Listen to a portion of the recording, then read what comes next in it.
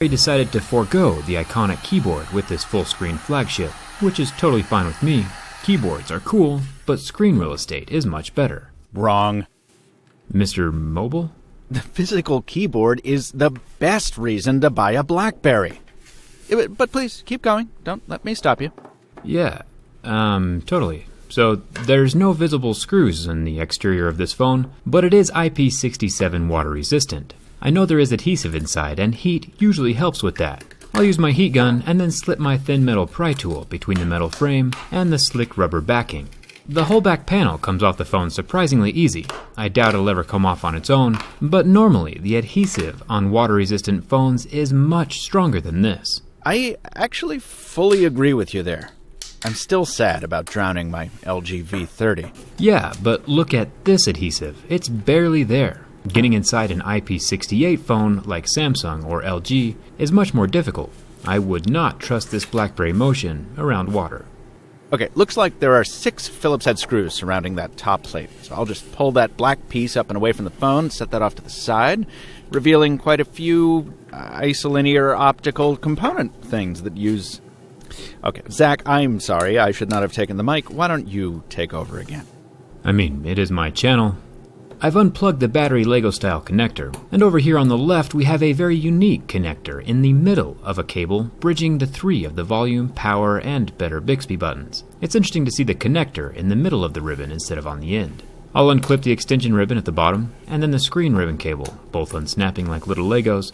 It's still impossible to remove the battery at this point, so I'll mosey my way down to the bottom of the phone and remove the 7 Phillips head screws, which allow for the loudspeaker and plastic shield to come away from the phone. This loudspeaker does have a little rubber ring around the opening, which rests up against the water-resistant mesh at the bottom of the phone. It is the largest opening into the device, so it's good to have multiple layers of liquid protection.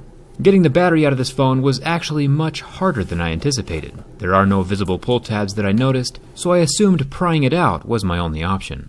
Turns out I was wrong, and the pull tabs, there were 3 of them, are just tucked up underneath the motherboard, making a motherboard removal pretty much mandatory if you want to replace the battery. Just remember to take out that SIM card tray first. Yeah, of course. I usually always remember that part. It's got a little rubber ring to help keep water from ingressing through that little slot.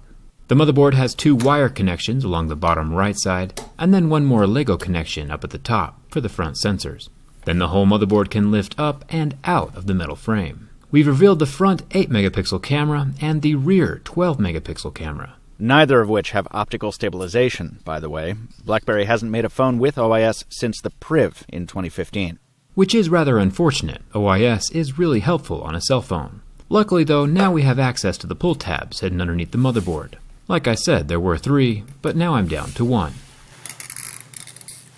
Nice. And it broke. The pry of shame is the only option at this point. With 2 fragile communication ribbons underneath the battery though, I highly recommend against using very much force. Fun fact, the battery on the BlackBerry Motion is 4,000 milliamp hours, making it about 14% larger than the battery on the previous Key 1. Solid improvement. See what you can do when you remove the keyboard? As I get ready to remove the charging port, take a look at this golden extension ribbon. It says Krypton on it. You know, the home planet of Superman. I'll unclip that capacitive ribbon button as well as the ever-so-useful headphone jack, and then pull the charging port from the frame of the phone, which also includes the circular vibration motor soldered into place, permanently. Normally we would see a large rubber ring around the charging port, like there's been on Samsung's, iPhones, and LG phones, but this little guy does not have much rubber at all. The waterproofing of this BlackBerry Motion seems abnormally weak for an IP67 rating. Pulling out the headphone jack and bottom microphone, we get yet another rubber ring, larger than the charging ports for sure, so at least some holes are protected. I'll tuck everything back into place. Screen replacements are definitely going to be difficult. LCDs that are glued into metal frames are hard to remove successfully without cracking. And since I kinda want this phone to work when I put it back together, I'm not going to attempt a screen replacement until the screen's actually broken. I'll put the battery in next, and I see here by the camera we have another Krypton reference. Yeah, actually, Krypton was the code name for the BlackBerry Motion before it was released. Interesting. One more thing to point out before putting the phone back together is this water damage indicator. When water does seep inside this phone, the circular white sticker will turn pink, and you can see if it's pink or not simply by taking out the SIM card tray and peeking inside. I'll get the motherboard back into place with its 2 wire cables on the bottom right side, along with that golden extension ribbon, the screen ribbon, and the battery ribbon. And the side buttons get plugged in as well with that unique connector. Okay, I've got this part. The black plastic goes over the top of the motherboard with its 6 Phillips head screws, and the SIM and SD card tray can slide right back into the slot it came from. Nice work, Mr. Mobile. Bottom plastics are in place with yet another codename Krypton reference, and then the candy cane-shaped back panel can latch on over the top of the phone and click down into place along the sides. Not too bad. Not a super huge fan of how hard the battery is to replace, or that the water resistance seems less than optimal. Yeah, not to mention the subpar camera sensor, the mushy haptic motor, and that fingerprint-loving display. Definitely not giving up my key 1 for the motion. Though I do admire the aesthetics to a point. One last little trivia bit, it took BlackBerry 5 rounds of laser etching on the back panel to get the design and texture it wanted. It's always fun to learn about the production process for this stuff. I think it's a pretty good looking phone. I definitely like that extra screen real estate.